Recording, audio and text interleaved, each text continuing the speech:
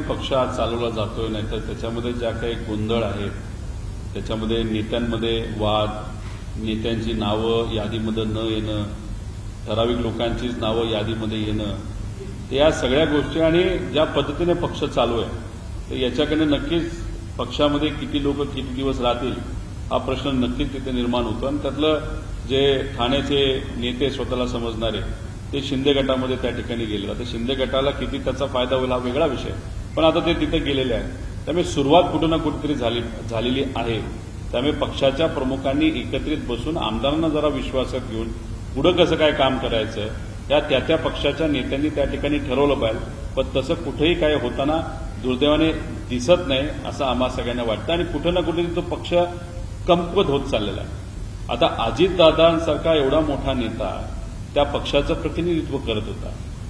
Accident झाला का घातपात झाला याच्यावर चर्चा आपण करतच आहोत, पण झाल्यानंतर तुम्ही पत्र देता तुमच्या मित्रपक्षाला भाजपला की सीबीआयकडे हा तपास पाठवण्यात यावा.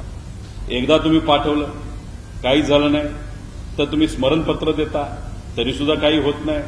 मग याच्यावरनं काय समजायचं की कुठंतरी या पक्षाची ताकद या राज्याच्या सरकारमध्ये कमी झालेली आहे आणि त्याचा फायदा हा शिंदे गट आणि भाजप नक्कीच त्या ठिकाणी घेत आहे. फक्त भाजप थोडासा हुशार आहे. काही दिवस ते शांत बसतील, इलेक्शनच्या आधी मात्र ते इन्कमिंग सुरू ठेवतील.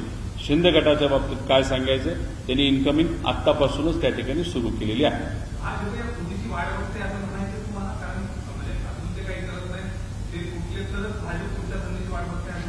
रणनीतीचा भाग आहे. दादांच्या बाबतीत सिंपती आहे, लोक भावनिक आहेत. भाजप तसा हुशार पक्ष आहे, भाजपचे नेते हुशार आहेत आणि देवेंद्र फडणवीस साहेब खूप हुशार व्यक्ती आहेत.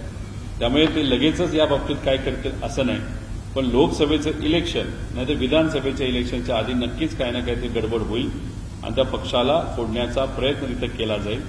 निधी किती लोकांना मिळाला, कोणाकोणाला दिला गेला, कशा पद्धतीने दिला गेला आणि आज शिंदे गटाचे पण आमदार आणि अजितदादांच्या पक्षाचे पण आमदार हे किती वेळा सीएम साहेबांना भेटतात आणि सीएम साहेबांवरनं किती कामं करून घेतात.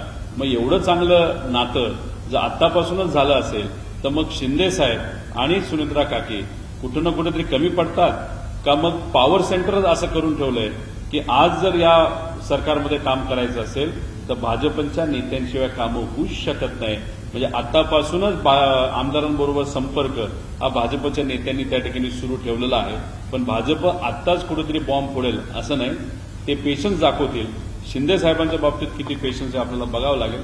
पण हे जे काही दृश्य आहे, जे काय चाललेलं आहे, हे लोकांना मात्र त्या ठिकाणी आवडत नाही.